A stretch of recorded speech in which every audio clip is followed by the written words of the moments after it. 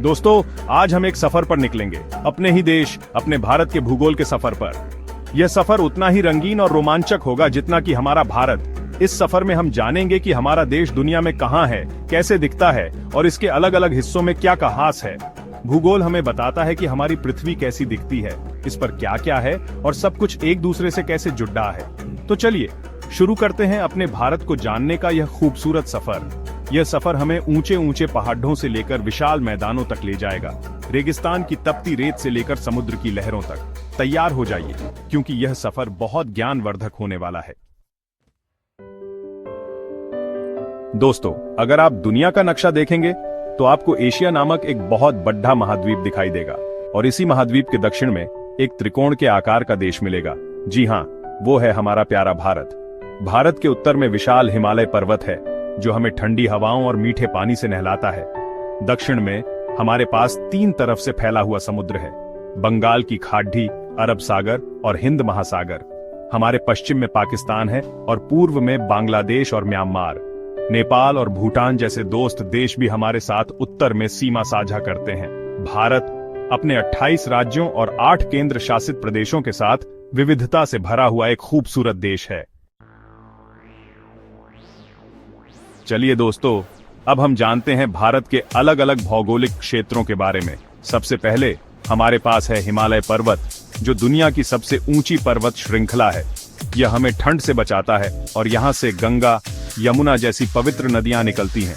हिमालय के दक्षिण में फैला हुआ है उत्तर भारतीय मैदान। ये बहुत ही उपजाऊ भूमि है जहाँ खूब खेती होती है। गंगा और यमुना जैसी नदियां इसी मैदान से होकर बहती हैं। पश्चिम में स्थित थार का रेगिस्तान रेत का एक विशाल समुद्र है। यहाँ दिन बहुत गर्म और रातें ठंडी होती हैं। ऊंट यहाँ का प्रमुख पशु है। भारत के दक्षिण में एक विशाल पठार है जिसे दक्षिण का पठार कहते हैं। यह पठार खनिज पदार्थों से भरपूर है। भारत के चारों तरफ समुद्र है और यहाँ खूबसूरत तट और द्वीप हैं। गोवा, केरल, अंडमान और निकोबार द्वीप समूह अपनी खूबसूरती के लिए प्रसिद्ध हैं। भारत में मुख्य रूप से 3 मौसम होते हैं: ग्रीष्म ऋतु, वर्षा ऋतु और शीत ऋतु। ग्रीष्म ऋतु मार्च से मई तक होती है। इस ऋतु में बहुत गर्मी पड़ती है। वर्षा ऋतु जून से सितंबर तक होती है। इस ऋतु में खूब बारिश होती है, जो फसलों के लिए बहुत जरूरी है। शीत ऋतु अक्टूबर से फरवरी तक होती है और इस ऋतु में ठंड पड़ती है।